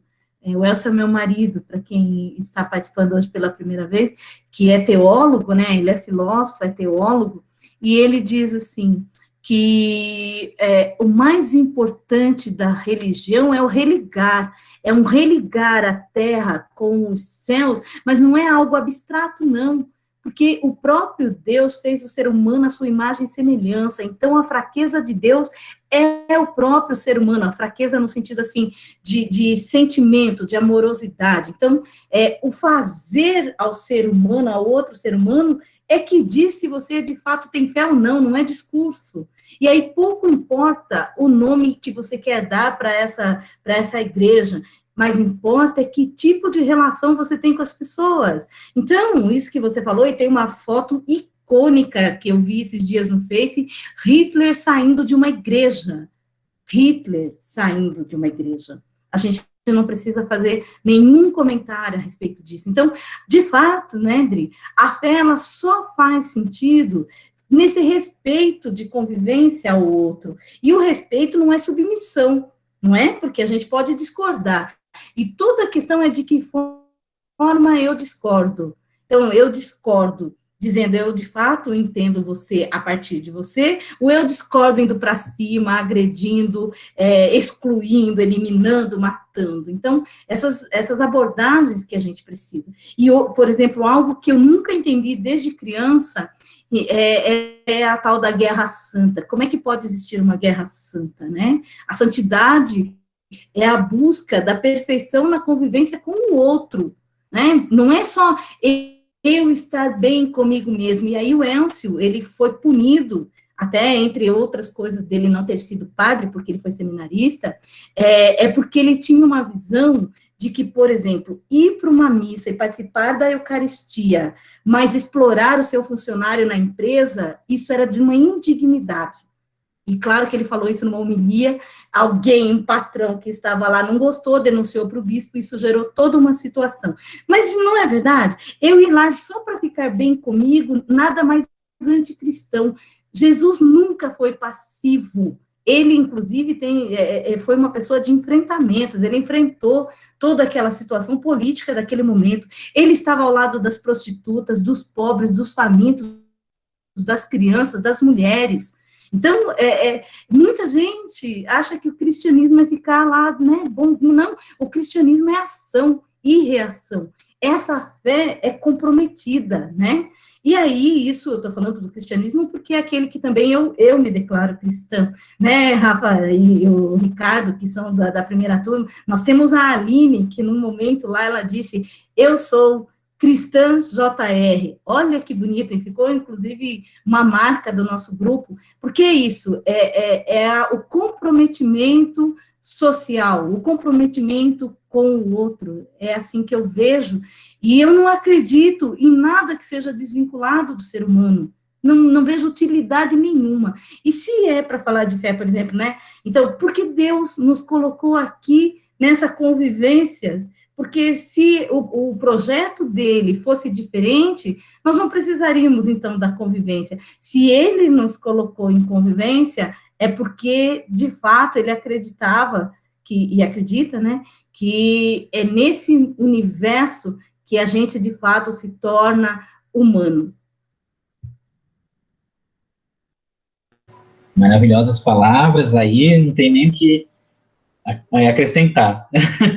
Tá, perfeito, eu acho que é bem isso mesmo, né? É só retomar um conceito bíblico, né? É um versículo bíblico que diz assim, a fé sem obras é morta. Então, eu acho que é isso, né? E tem outra frase bíblica também, uma árvore se conhece pelos frutos, né? E, enfim, então acho que mais do que falar o cristianismo, tanto quanto a JR, nós estamos falando do cristianismo porque acredito que todos nós nascemos em lares cristãos, né? Então, tanto o cristianismo quanto a JR, ele exige da gente a ação, ele é uma praxis, né?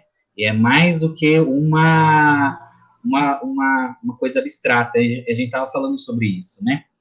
Então, o cristianismo exige da gente a praxis, assim como a JR. Por isso que eu me policio muito, que tenho essa natureza, né? Essa natureza caída, né? Se a gente puder pensar em termos cristãos, né? A minha natureza que caiu, a queda, né, do homem lá com Adão. Então, quer dizer, como nós temos essa natureza, então nós temos que realmente, de fato, praticar, e não é negar, os sentimentos que são próprios mesmo da condição nossa aqui no convívio ser entre outros seres, né, que é isso que a gente é. Como já estava relembrando esses tempos aí com o Felipe, né, o Heidegger, né, que nós somos um ser aí, lançados no mundo em face da morte. Então, nesse trajeto até a morte, o que a gente vai fazer? Então, acho que essa que é a questão aí para nós pensarmos. A justiça restaurativa, ela vem como um elemento para a gente tornar cada dia mais essa existência, essa passagem nossa, né, até a morte, fazer algo belo.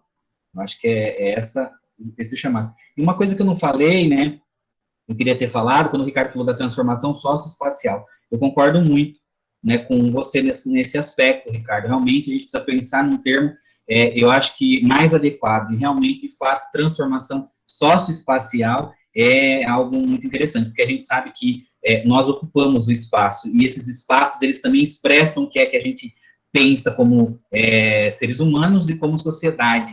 Então, a securitização dos espaços hoje, que é com essa falsa proposta de criar em nós o sentimento de proteção, porque é justamente isso, né? A gente se arma bastante como país, como fazem os Estados Unidos, se a gente for pensar, né? O maior exército do mundo se arma muito, se prepara, e isso faz com que os outros o temam e causa a falsa sensação de que eles estão protegidos. Está aí o 11 de setembro para dizer que ninguém está tão protegido quanto acha que está, mesmo detendo o maior império armado do mundo. Então, justamente, eu acho que tanto como a punição não resolve, de fato, o problema do crime, também se criar uma hipervigilância, uma securitização de todos os espaços, só causa falsa sensação de segurança. Quer dizer, nós precisamos, de certa forma, enquanto a gente não dá conta de resolver as raízes do crime, da violência, a gente precisa, de certa forma, realmente se proteger. A gente não vai se expor, mas não a ponto de a gente confundir proteção com viver aprisionado. E eu acho que pensar a justiça restaurativa, ela também, imagino que ela tem essa proposta de transformação socioespacial, inclusive a forma como nós nos relacionamos com o meio ambiente, como nós nos relacionamos com as pessoas e com os espaços, né? Como é que nós arquitetamos o espaço para conviver. Se a gente pensar numa sala de aula hoje, por exemplo, ela é um espaço criado para a individualidade. Então, cada carteira, eu não tenho contato visual com ninguém, a não ser com a única figura de autoridade que está na sala, que é o professor. Então, você fica isolado, ilhado ali, naquela carteira, e você não tem contato. Por isso que tem muitas propostas, e por isso que a proposta da justiça restaurativa, qual é? Nós fazemos círculos. O círculo faz com que todos tenham visão de todos. E que ninguém esteja numa posição privilegiada de mando e de autoridade para dizer o que é certo e o que é errado. Todos vão pensar conjuntamente como fazer isso, como construir modelos de convivência, estratégias de convivência, consensos, enfim. Então, por isso que a gente senta em círculo e não senta em fileira, né? Então, é justamente pensar a transformação dos espaços. Começa por aí. Quando a gente senta em círculo, nós estamos pensando na transformação socioespacial também, na justiça restaurativa. E eu acho que é justamente levar essa lógica circular para outros espaços, sim, uma proposta de transformação socioespacial. Eu concordo com você nesse aspecto. Então, só para encerrar as outras coisas que ele levanta aqui, né, o Howard Zer, é essa questão. A justiça restaurativa não é necessariamente uma alternativa ao aprisionamento. Eu posso confessar para vocês aqui que eu fiquei meio chateado de ouvir isso aqui. Mas é bom ouvir, né? Contraponto, quero entender o porquê que ele coloca isso, né? Porque eu tenho ouvido também algumas pessoas colocar que é claro que não vai, de uma hora para outra, extinguir o sistema prisional, mas a gente precisa de pensar seriamente condições de a gente ir deixando aos poucos essa prática de aprisionamento massivo das pessoas, porque também, simplesmente, aprisionar, assim como só punir, não provoca responsabilização, mudança e transformação social. Apenas reitera esse ciclo de vingança, de tentar se vingar, né? Claro que a pessoa que passa anos ali presa, muitas vezes por crimes leves, sem julgamento, em condições subhumanas, ela não vai sair dali com assim, então, agora você é um ser humano melhor, não necessariamente. Claro que em alguns casos, né, a pessoa para pensar e reflete, sai dali com uma outra cabeça, mas não é a regra. Então, a regra tem sido a revolta, muitas vezes, contra o sistema, contra as pessoas, contra a sociedade, e, claro, o aumento no número de violência, né? Então, quando ele fala que a justiça restaurativa pode ser uma alternativa à prisão, podendo, assim, reduzir nossa dependência do sistema prisional, entretanto, não elimina a necessidade de alguma forma de encarceramento, em alguns casos, tudo bem, né? Eu acho que aí a gente tem que entender, né, também que tudo é um processo, né? Talvez nesse processo a gente entenda, né, que a justiça restaurativa, ela não vai simplesmente abolir de uma hora para outra o sistema prisional, mas se coloca como uma alternativa, né? Bom, a justiça restaurativa não se contrapõe necessariamente à justiça retributiva, ou seja, ele está colocando isso, que muito embora a justiça restaurativa possa reduzir a nossa confiança na punição como único meio de resolver, ela não vai, de certa forma, substituir o sistema da justiça retributiva, e ele vai explicar isso na página 81 e 82. Eu acho que aí depois, conforme a gente for avançando na leitura, a gente pode chegar lá, né? Então, não sei, agora a gente poderia avançar, se vocês quiserem, falta 10 minutos, né, para a gente encerrar, mas pelo menos a gente lê até a página 27, porque daí ele vai depois colocar. Então, o próximo título é A Justiça Restaurativa é focada em necessidades e papéis. Acho que a gente poderia ler essa parte, para por aí, né, para a gente dar conta de fazer se manter no nosso tempo aqui, e aí a gente volta, retoma daqui 15 dias aí a leitura. E eu acho que a gente já consegue no próximo encontro encerrar o capítulo 1. Esse livro é bem curto, então ele tem apenas 3 capítulos, se não me engano, e aí depois ele já começa a falar, aí já tem os anexos. 4 capítulos, são 4 capítulos e depois já tem os anexos. Anexo 1, princípios fundamentais da justiça restaurativa, e aí vai. Então, são coisas que ele vai colocando aí também da prática, coisas interessantes para a gente ler, mas ele é bem curto, a gente vai conseguir ler, acredito que até o meio do ano a gente já terminou de ler esse livro. Então, vai ser um livro que a gente vai fechar nesse semestre. Tá? Tudo bem, gente? A gente fazer assim? Terminar essa leitura e a gente, né, discute mais um pouquinho aí. No próximo encontro a gente dá conta desse capítulo. Então, eu vou ler. Diz assim: a justiça restaurativa é focada em necessidades e papéis. O movimento de justiça restaurativa começou como um esforço de repensar as necessidades que o crime gera e os papéis inerentes ao ato lesivo. Os defensores da justiça restaurativa examinaram as necessidades que não estavam sendo atendidas pelo processo legal corrente. Observaram também que é por demais restritiva a visão prevalente de quais são os legítimos participantes ou detentores de interesse no processo judicial. A justiça restaurativa expande o círculo dos interessados no processo, aqueles que foram afetados ou têm uma posição em relação ao evento ou caso, ampliando-o para além do Estado e do ofensor, a fim de incluir também aqueles diretamente vitimados e os membros da comunidade. O que a gente já falou, né? Com essa visão de necessidades e papéis, marcou a origem do movimento. Como essa visão de necessidades e papéis marcou a origem do movimento, e pelo fato de a estrutura de necessidades e papéis ser tão inerente ao conceito, é importante começar nossa revisão desse ponto. À medida que o campo da justiça restaurativa se desenvolveu, a análise dos detentores de interesse tornou-se mais complexa e abrangente. A discussão que segue se limita a algumas das preocupações centrais que se faziam presentes desde o início do movimento e que continuam a desempenhar um papel central. Ela também se limita às necessidades judiciais, necessidades das vítimas, ofensores e membros da comunidade que podem ser atendidas, ao menos em parte, pelo sistema judicial. Então, é justamente isso que a gente estava conversando, né, que a justiça restaurativa, ela traz para a cena da resolução do conflito outras personagens, por exemplo, a vítima. Quer dizer, então, quando tem um roubo, por exemplo, a pessoa sofreu um roubo, alguma coisa dela foi tirada mediante grave ameaça e violência e tal, então, aí a polícia conseguiu prender o cara. O cara foi preso, o autor do ato, e ele vai ser processado. Então, é feito aí todo o processo, a Adriana pode explicar melhor que eu. Então, mas aí, a partir daquele momento, somente ele e o Estado, representado na pessoa do juiz, e até mesmo de outras pessoas, né, acho que o Ministério Público também, enfim, quer dizer, essas pessoas é que vão lidar com essa questão. A vítima será representada pelo advogado de defesa, mas ela em si, ela vai ser colocada em segundo plano. Tudo bem que a situação dela que é para ser resolvida, mas ela mesma, as suas necessidades, elas não vão ser colocadas em questão ali. Apenas por meio do trâmite jurídico e processual, as coisas vão ser resolvidas, né? Entre aspas, resolvidas.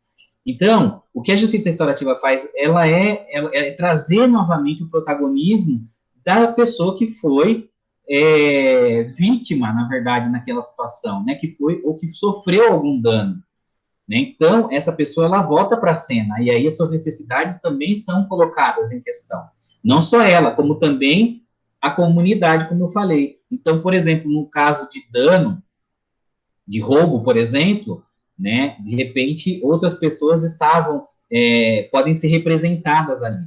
De repente, aquela pessoa que sofreu o roubo, eu estou pensando aqui num caso, né, um caso que aconteceu, eu já contei várias vezes para vocês esse caso, mas que eu acho que é interessante a gente resgatar, o caso, por exemplo, de um roubo que aconteceu num grupo de pessoas que estavam se reunindo, era uma célula de uma igreja, e estava numa reunião de oração, e aí 2 pessoas invadiram essa reunião e roubaram as pessoas presentes, com arma, simulacro de arma de fogo, e entre as coisas que foram roubadas, eles roubaram o celular de uma das vítimas. Bom, qual que era a história desse celular? A vítima fazia poucas semanas que tinha perdido a mãe. E ela todas as fotos que ela tinha da mãe estavam nesse celular. Então, quando esse celular foi roubado, ela perdeu a memória registrada, fotográfica da mãe. Então, quando a vítima e o ofensor foram chamados para o processo circular, isso aconteceu na cidade de Tatuí, houve toda uma questão, porque a vítima não queria, a princípio, participar do processo circular, ela queria que o cara que tinha cometido o roubo, que sofresse todas as punições possíveis, inclusive até que morresse, se fosse o caso, porque ela tinha sido muito afetada emocionalmente pelo que aconteceu. Percebe que se for num processo convencional, tradicional, essa situação, essa história nunca vai ser percebida. Simplesmente era um celular que foi roubado e a pessoa roubou, vai sofrer punição e o Estado vai aplicar isso, ponto. Né? Essa pena. E isso não aparece. Agora, quando você traz outros elementos para a cena, essas histórias aparecem. E quando essa situação emergiu num processo circular, porque posteriormente essa vítima, ela aceitou participar, essa pessoa aceitou participar do processo circular, o cara que estava lá, que tinha feito o assalto, ele se compadeceu, se mobilizou demais por ter conhecido a história. E ele, inclusive, os relatos de quem estava presente, que ele se emocionou muito, que ele chorou, pediu 1000 perdões para a vítima, né? E aí, assim, claro que foi todo um processo, né? E depois ele acabou aceitando fazer parte daquele grupo religioso dessa pessoa, participar da igreja e tal. Inclusive, depois eles ficaram muito próximos e eles até chegaram a falar sobre justiça restaurativa em algumas ocasiões lá em Tatuí, né? Eles acabaram depois divulgando a justiça restaurativa e o que tinha acontecido com eles no processo circular.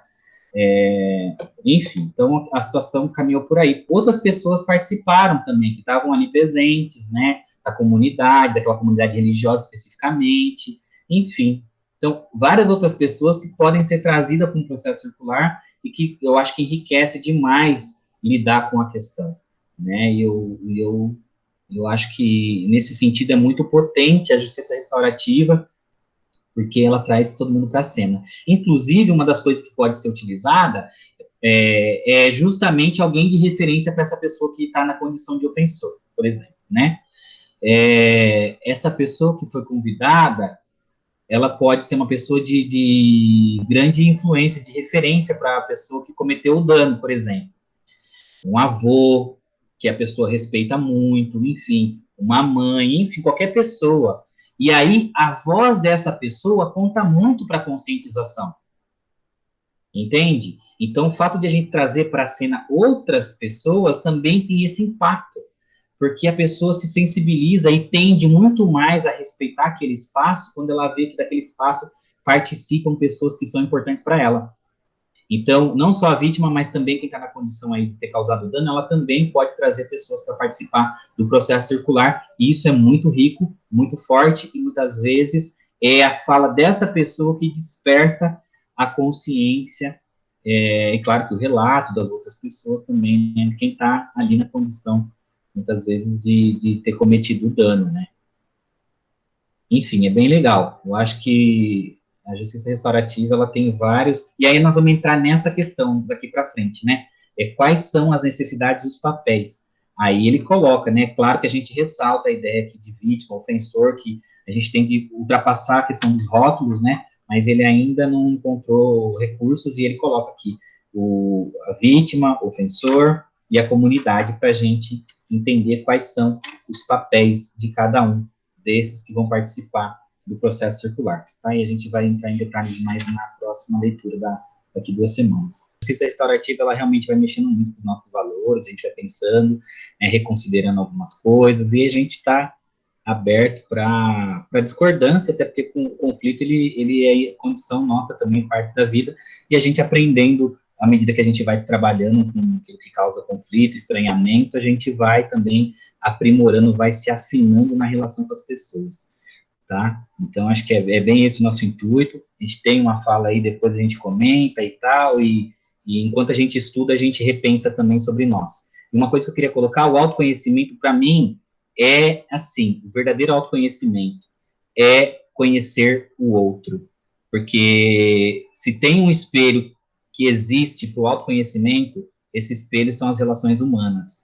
Quando a gente vê o outro fazendo alguma coisa que a gente não gosta, se a gente não gosta, a gente muda em nós.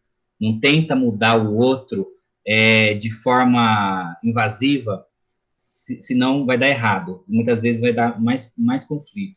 Então, realmente, o autoconhecimento a gente adquire no contato, na relação com as pessoas. É muito distinto daquela visão de que a gente vai para as montanhas ou vai se num retiro distante do mundo e a gente vai se conhecer. Não vai. O verdadeiro autoconhecimento que, na verdade, tensiona nossos defeitos é a relação com o outro, com o diferente, com aquilo que nos incomoda. Então, a relação humana, ela é para nós um espelho. E se a gente quiser se ver de verdade, se conhecer, vamos se conhecer na relação com as pessoas. Tá bom, gente? Então, é isso.